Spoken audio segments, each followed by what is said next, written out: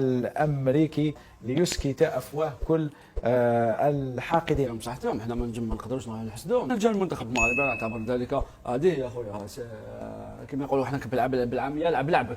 في كل مره ياتون بمنتخب مشكل من نجوم ينشطون في اوروبا، وفي كل مره يسقطون في ادوار متقدمه. منافسه كاس العالم هي منافسه مغايره تماما، منتخبات تكون حققت نتيجه جيده سواء خلال كاس العالم، نشاهد انهم يسقطوا مباشره في فخ انهم يكونوا فوق السحابه ان صح التعبير.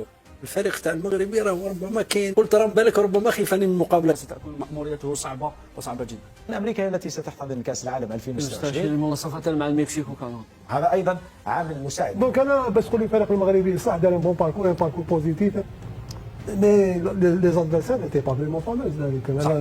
يعني المنافس الان راح يتغير، مستواه حيطلع. المغربي عنده مقابله مع امريكا، وامريكا راكم تعرفوا يعني تاهي الكره ديالها سريعه وقويه. غير البروبليم واش المغرب غادي يتاهل ولا ما يتاهلش، خصنا نقطعوا ونستناو المقابله نمشيو نتفرجوا النهائي وصافي. وان شاء الله هذه المقابله هذه يفوت فيها المغرب وما يديرش الاخطاء ديالو بحال هذه المقابلات بحال ديال امريكا. خاصو يدير لهم كيما دارت لهم فرنسا، يضغط عليهم يعمرهم ويلعب مكالمي، ما يستناش حتى الشوط الثاني، لانه هذو ينقلبوا عليك في الشوط الثاني. وشفنا امريكا في الماتش ديال مع نيوزيلندا راه عطات 4 يمكن.